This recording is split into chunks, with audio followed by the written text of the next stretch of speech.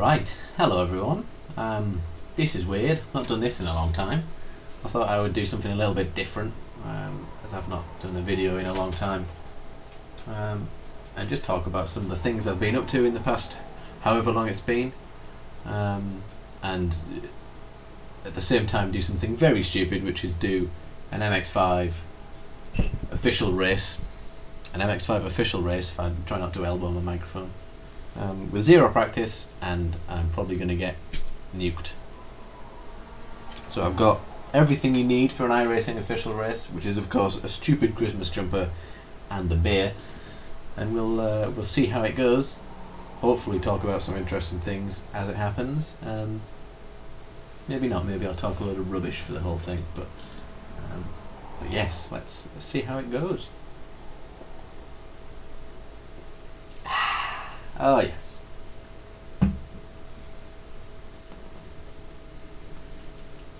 Well, what have I been up to? Various things, including winning these snazzy, unbelievably awesome signed gloves. I don't know if that focuses or if you can see that. I was privileged enough to be able to go to Monaco for the F1, and part of being there, or something I did while I was there, was enter the Red Bull. Oh, I need more feedback. Enter the Red Bull Pit Stop Challenge with my lovely girlfriend and a very nice chap that we met while we were there, and we won. We changed a wheel on an F1 car, or an F1 car shell, I guess. In I think it was 2.0 something seconds. Here's a video. 4, 3, 2, 1, go!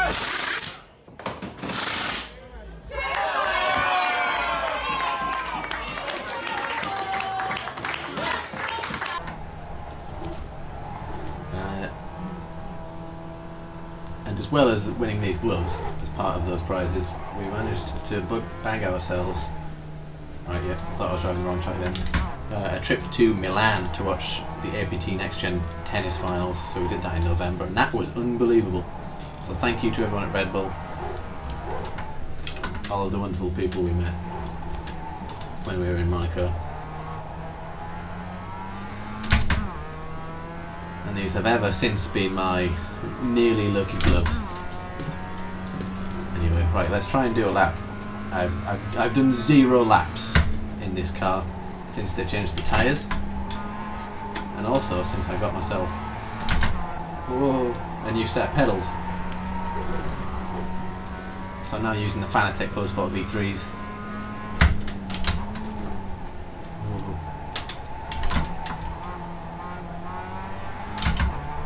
Which I bought on the Black Friday deal from Fanatec. They are awesome. This is the first set of load cell pedals I've ever owned, and it's cliche to say, but I am much faster and much more consistent compared to my old T500 pedals, which, to be fair to them, were absolutely battered and ruined, and served me very well. But long live load cells. I had to get my hands on one. It's great. Slowed down way too much there. Horrible line. I'm going to be so slow here.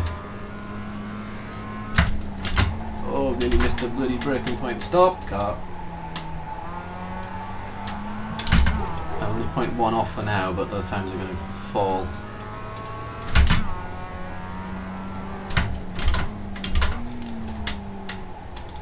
Get it in. Much better.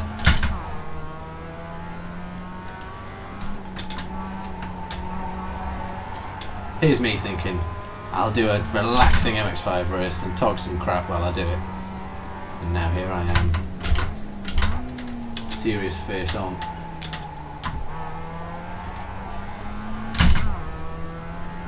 Nicolas Rubilar. I've heard of him. Right, be brave, be brave, be brave.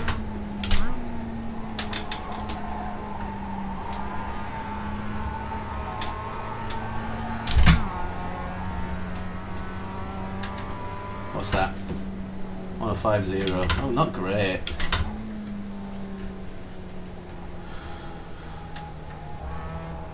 But I'll take that. Where's my bit? First lap. First 3 laps.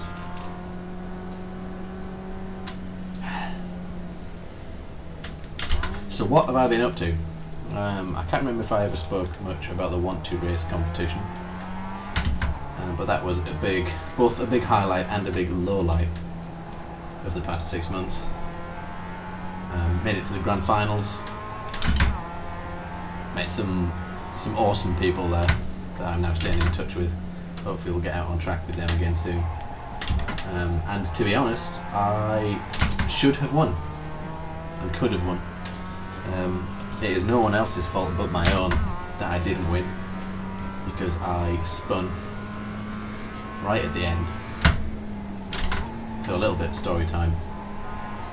Grand final split up into a few different parts. You do some judged sessions on track with some co-drivers. In this case I had Max Coates, David Pittard of Clio Cup and VLN fame respectively. Both amazing guys. They're so great to drive with. Really funny chaps, really nice guys, really genuine, and really bloody good at what they do. And Michael Crease was there as well. Creasy, the one and only, a fan favourite. He did a really good talk on getting into motorsport financially with sponsorships and how his journey and how he made it. And it was really quite genuinely inspiring, to be honest. And I think I did really well on the day. I was quick. Creasy was there doing laps all day in the G40, and I was at least as quick as him. I think I was maybe a little bit quicker. I managed to steal his data from some of his hot laps and compared it to mine, and it was very close. So I 100% had the pace. I think, I don't want to sound like a bit of a dickhead, but I think I was probably in with a shot of top 3. But right at the end, the final part of the day was a... You hear that? What the fucking hell is going on? Good luck, guys. Good luck.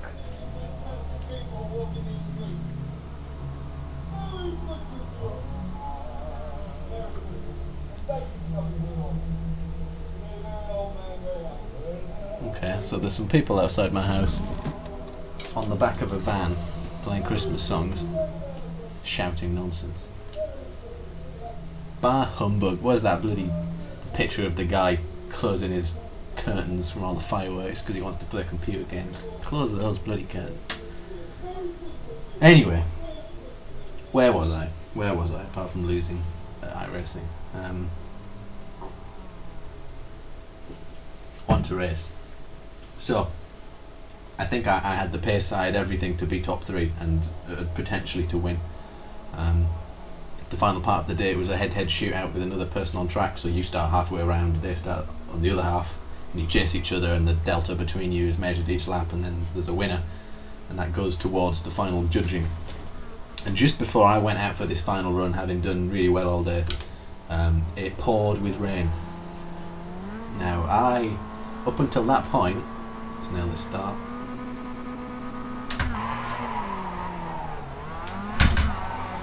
Up until that point, gonna have him. I'd never driven a car on a wet track.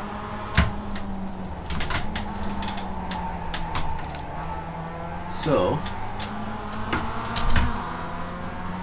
Alright, note to self, these pieces of shit can spin the tires in the car apparently. I was obviously very nervous, very inexperienced, but I went for it. I didn't leave anything on the table, and made a very silly mistake. I had a big slide into a corner, caught the slide quite well actually, and then ran out wide as a result onto painted area. Ooh. That's crap. Onto a painted area of tarmac, and it just didn't click. I'd never driven on a wet track before. It didn't click in my brain that I was on the painted bit, and they are like ice. Okay, that is no exaggeration. And as I came back off of that painted area onto the track with a little bit too much vigour, I span. As soon as you spin, you're out. I think if I'd have not done that, and I'd have made it around the rest of the 2-lap shootout. Yep, 2 laps was all I had to do. I think I'd be sitting here telling you about how I'd come at least top 3, and I might have even been racing a Ginetta next year. But that was back in November. Was that November or October? October, I think. I'm just about over it now.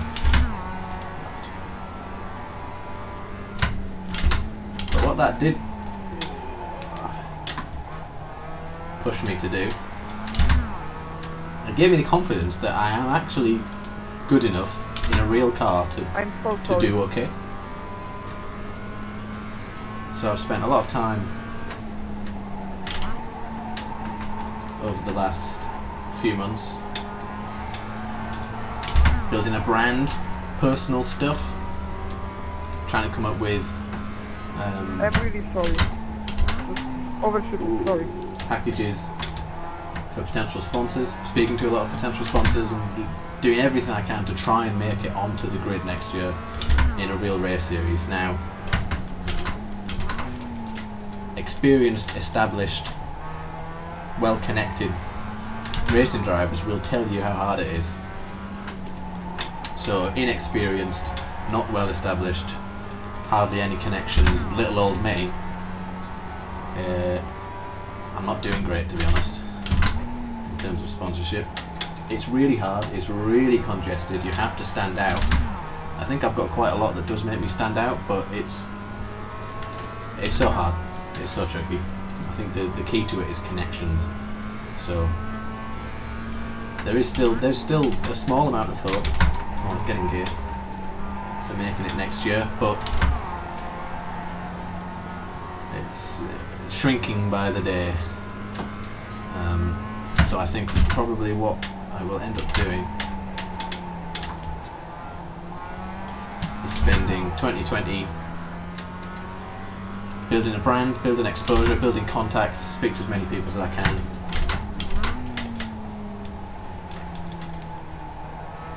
Ready for 2021 and beyond to try and make something of it. I will not give up. I will merely deter. Who knows, I may have another go at wanted race next year. I think if I had gotten to the finals, not spanned, and had a chance at being judged for the win and not being chosen, I don't think I would have done it again. But I strongly believe that I ticked 90% of the boxes.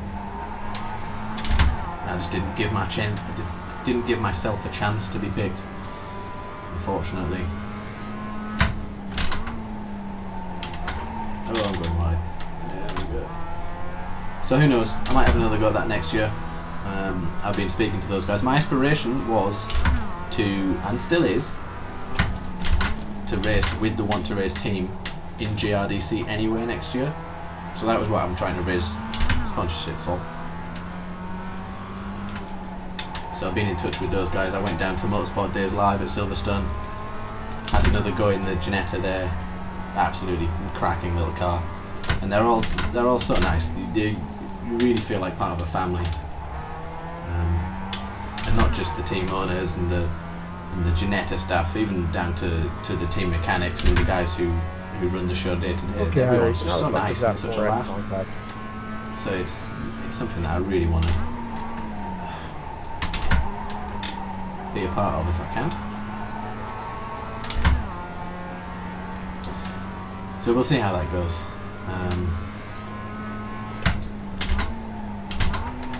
But as part of that,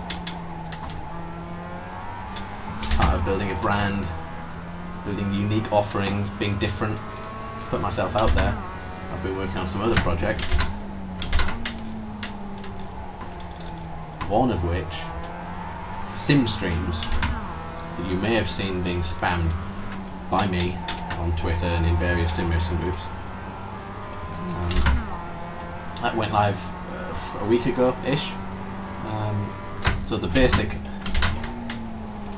Oh, I should have worn shoes.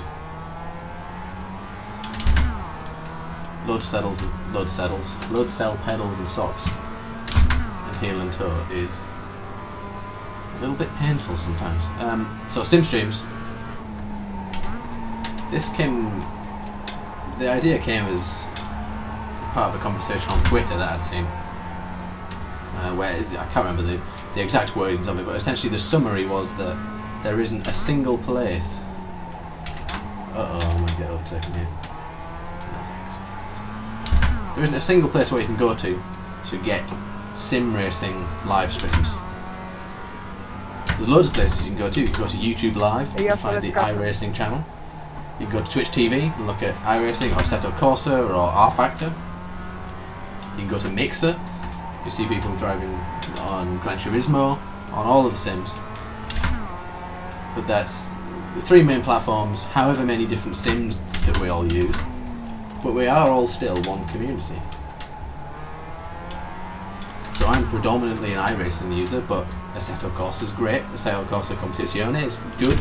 I enjoy it. R Factor was okay. Dirt 2, great, love it.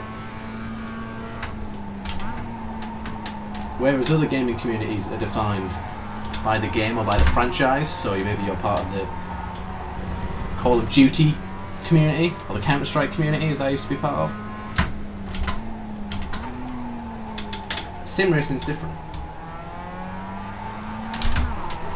So sim streams brings all of those things together, brings all of the platforms, YouTube, Mixer, Twitch TV, brings all of the sims. I'm not going to name them all because undoubtedly there'll be ones in there that people don't agree with, and sims that I miss, but bring all of that together in one place so you can go to one page and immediately see who's streaming, what they're streaming, what they're doing, how many people are watching.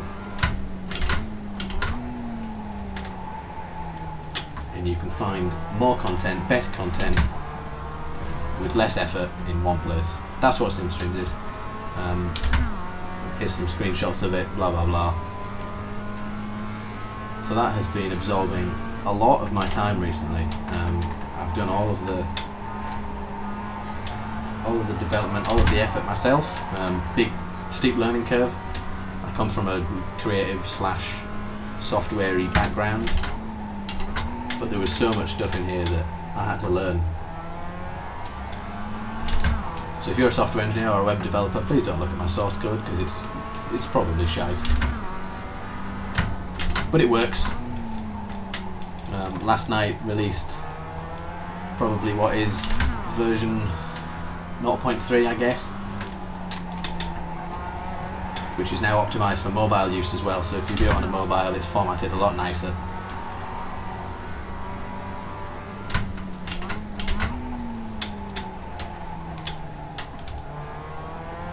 And generally, feedback has been really positive. No one has said to me that's useless. I'll just go to Twitch or I'll just go wherever. Everyone said, this guy looks like he wants to overtake me. Everyone said it's useful. So I'm genuinely really excited about the future for that. I've got a list of features and improvements as long as my arm that I need to get cracking on.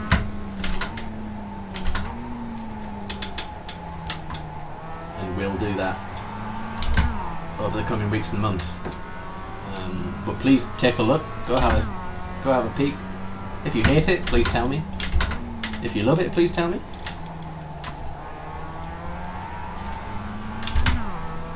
And hopefully we make it something good. I mean, it's not a money-making scheme. There's no adverts on it. It's free. It's a community tool built by community members. A bit cliche, I know, but that's what it is.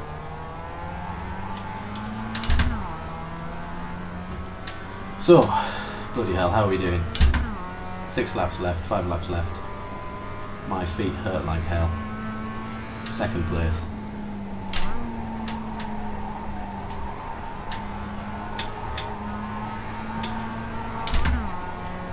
Not bad. This car feels good. Oh. Not when you do that, it doesn't. I used to race the MX-5 a lot in the BSR MX-5 Pro Series, it's now called. Had a good amount of success. Won some drivers' titles and some team titles, championships.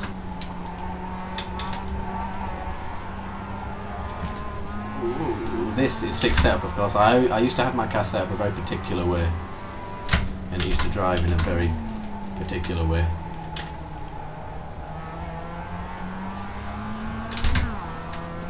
This fixed setup on the new tyres feels pretty good, to be honest. It doesn't feel too dissimilar to how I used to have the car set up.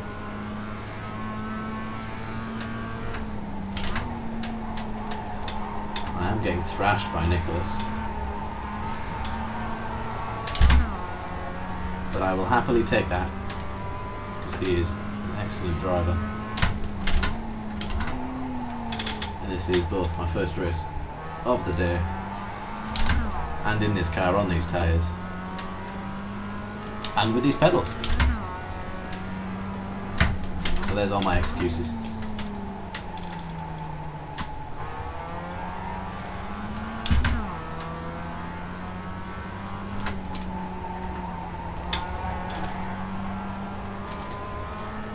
So what else has been going on? What time is it? Let's see. Oh, this pedal. Oh, I got it, it's fine. Really interesting technique with this MX-5. You can do clutchless downshifts. 4th to 3rd is fine. 3rd to 2nd is very hard. Ah. So you get 4th there. 4th to 3rd. Just pull a downshift and give it a big blip at the same time and it's fine, but 3rd to 2nd you really need heel and toe for it to be reliable.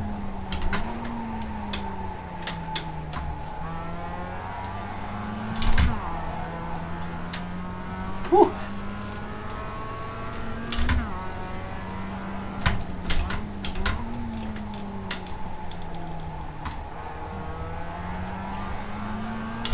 So I think that's about it.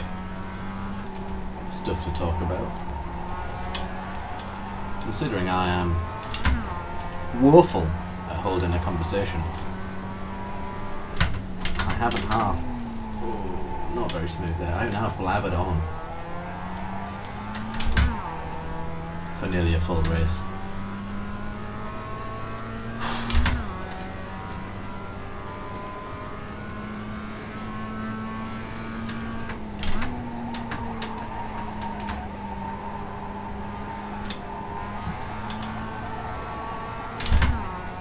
Just too on the fence through that corner. Not enough commitment. Need to go wider into it. More speed. Off the brakes and onto the throttle, committed. I just coasted around it there. Balanced throttle, not great. Not fast.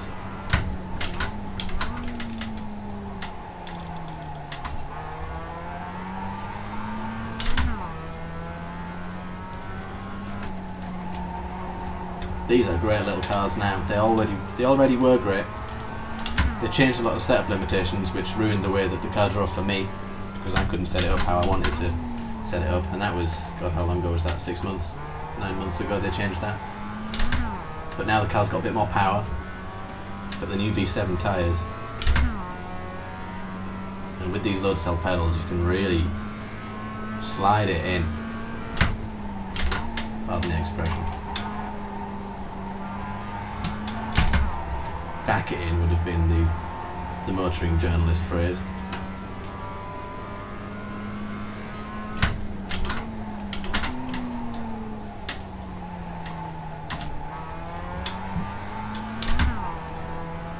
Last lap, white flag. So I guess, thank you all for watching, if you've made it this far to see me not win. Yikes. Thank you for listening to my drivel. Hopefully it was interesting. Hopefully you'll check out SimStreams, and at some point maybe SimStreams will be a really big community. I would love for it to, I'd love to give something back to the sim racing community. I've been doing this since 2004, believe it or not, when I was a child. So it would be great to give something back. So please check it out.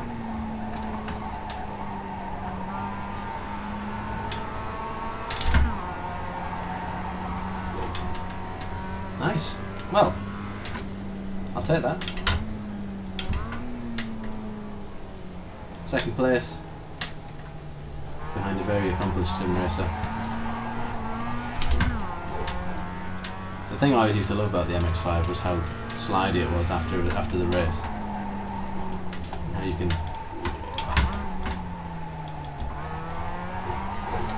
move it around. It's a bit hard with a Formula rim, but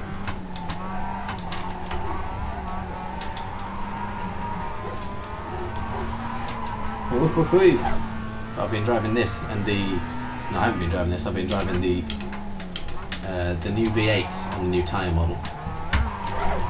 It's fine, and they're great. They slide so well, so naturally. I think the thing that iRacing's missed out on, that a lot of other sims have won on, like Assetto Corsa, is the oversteer physics. I came from Live for Speed originally, which is probably still the greatest oversteer sim that there is, I think, in terms of natural realism, how the cars handle. It's amazing. But these V6 tyres, good oversteer points. So, thank you for watching. Hopefully I'll see you again soon.